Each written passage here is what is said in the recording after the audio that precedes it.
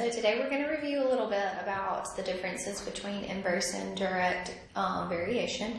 So I'm going to put some problems up here that I want you to work through for me. You may only be able to see two of them first. Or none of them.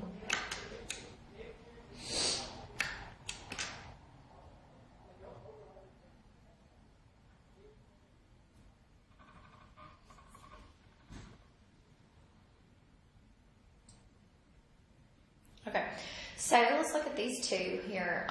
So I'm giving you some table values, both of these two, and I want you to determine for both of them, or which one is a direct and an inverse. What's the constant, and then find the equation. So determine if it's a direct or an inverse relationship, and then find the constant, and then the equation.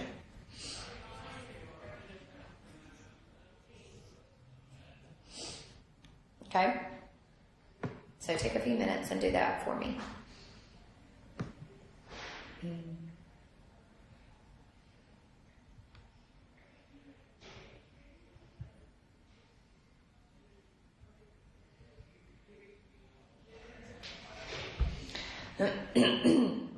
Okay, so here, if you look down here, let's just look right here. I have a negative 11.2 over a 5 there. So that's a decimal. So that kind of looks funny. So I want to try to multiply these together first and just see if that works. If I multiply those x and y relationship, that would mean that it would be an inverse relationship. Okay, so let's try that first. Just because there's a crazy looking 11.2 down there, and I don't know what's going on about that. Okay. So 2 times a negative 28 is a negative 56. 4 times a negative 14 is a negative 56. 5 times a negative 11.2 is a negative 56. And then 7 times a negative 8 is also a negative 56. So this is going to be not a direct but an inverse because I'm multiplying those x's and those y's together. So this one, number 1, is going to be an inverse. Okay, the constant here is going to be a negative 56. So that means my equation is going to be negative 56 over an x. Okay. All right, let's look down here. Let's look at if this is a direct or an inverse. Okay, 3 times 1 gives you 3, 9 times 3 gives you an 18. So multiplying those two just automatically right there tells me that this is not going to be an inverse relationship because I'm multiplying my x and my y's. Okay, so let's see if that's a direct. So I would say negative 4 over a negative 12, that reduces to a 1/3. Negative 2 over a negative 6, that reduces to a 1/3. 1 over 3, 3 over 9 reduces to a 1/3. So this one's going to be a direct. Okay, so remember direct, you have the ratio of y over your x's. For an inverse, you have x times your y. Okay, your constant here is going to be your k. For this one is going to be a 1/3. So your equation is going to be 1/3 times x. Good? Okay, so look at number 3 here. So take a minute and try to do this one. So if x and y vary directly, find the missing value. And I'm going to put a number 4 in there too. I'm going to put if x and y vary inversely, find the missing value.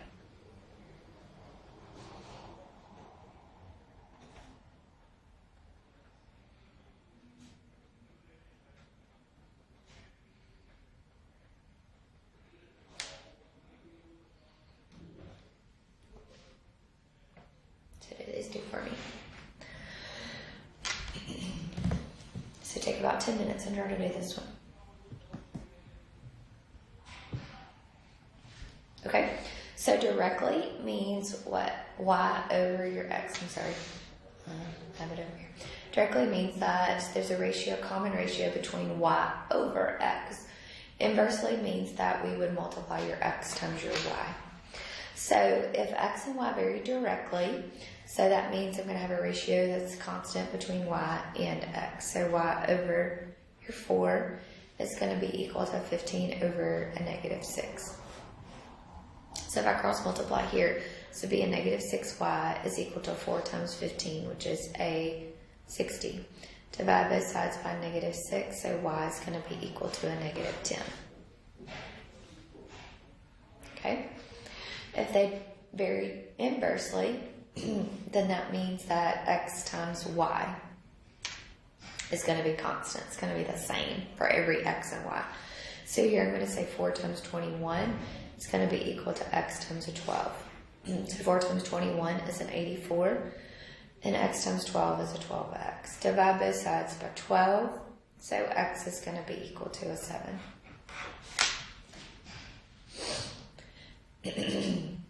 Okay, so now I'm going to put some problems up here, and I want you to determine if that's direct variation, inverse variation, or neither. Okay? Okay, so I want you to try to determine if these are direct, inverse, or neither. Okay, so take up a little bit and try to work through these 6. Remember, the only way to determine this is to solve the equations for y. So make sure that y is isolated, because it's always y equals something.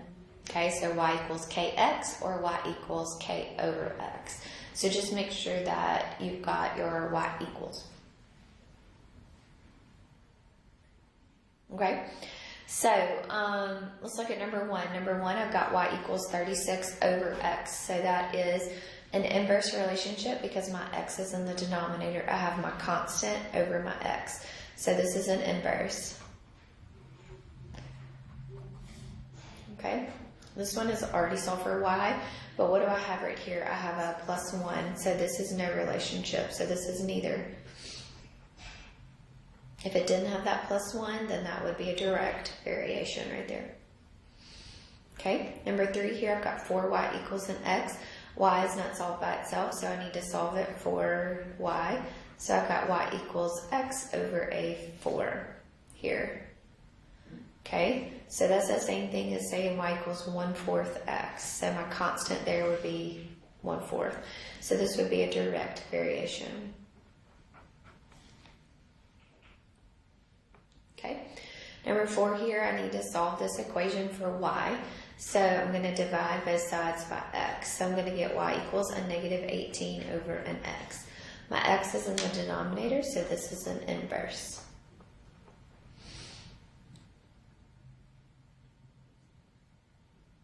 Okay, number 5, so take a minute and try to do 5, 6, 7, and 8 for me.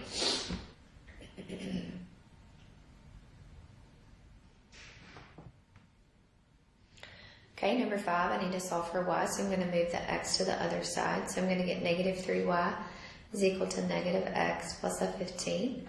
Divide both sides by negative 3. So I'm going to have y equals a positive 1/3 x minus a 5. This variation, neither, because there's no, we don't have a y-intercept here, so this is neither. Okay, so for number 6, I remember I want to solve for y, so I need to multiply both sides by 2. So I'm going to get y equals 2x, so this is a direct. Okay, here for number 7, I've got x isolated, but I actually need to switch them, so flip-flop them. So I'm going to multiply both sides by y here. So I'm going to have yx is going to be equal to 16, and then I'm going to divide both sides by x. So y is going to be equal to 16 over x.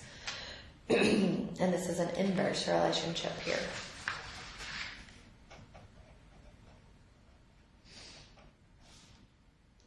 Okay.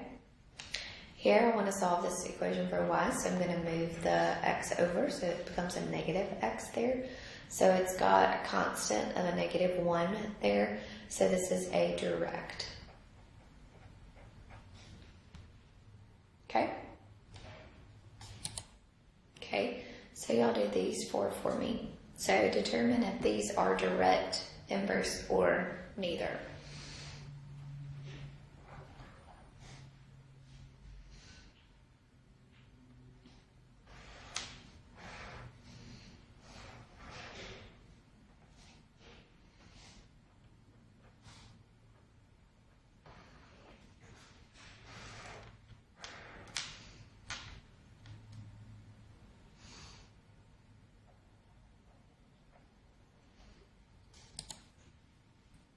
Okay, so let's look here at number 9. So I've got 1.5 and 20, 2.5 and 12, 4 and 7.5 and 5 and 6. Let's look down here. I've got 5 times 6. That gives me 30. 4 times 7.5. That also is going to give me a 30. So take something that's kind of simple first. So 5 times 6, it gives you a 30. 7.5 times 4 gives you a 30. And 2.5 times 12 does give you a 30, I think. 2.5 times 12 gives you a 30. And then 1.5 times 20 gives you a 30. So this is going to, when I multiply x and y together, it's an inverse relationship.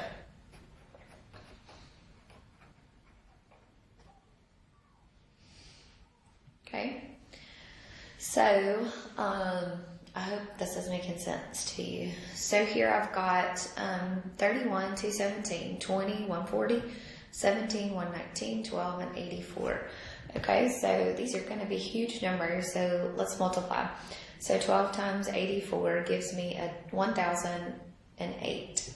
17 times 119 gives me, it's not the same number. So already I know if I multiply these, they're not going to be the same. But what if I divide 84 by 12? So 84 divided by 12 is going to give me a 7. 119 divided by 17, so 119 is not something I just normally know, is also a 7.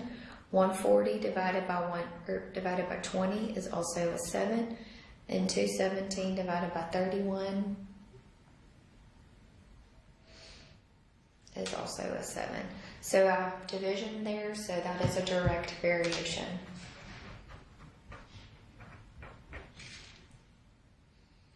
Okay, so here it's going through 0, 0, so that's what I want, right? Going through 0, 0. So this is a direct variation. Okay, I'm increasing by 1 each time, so this is y equals an x.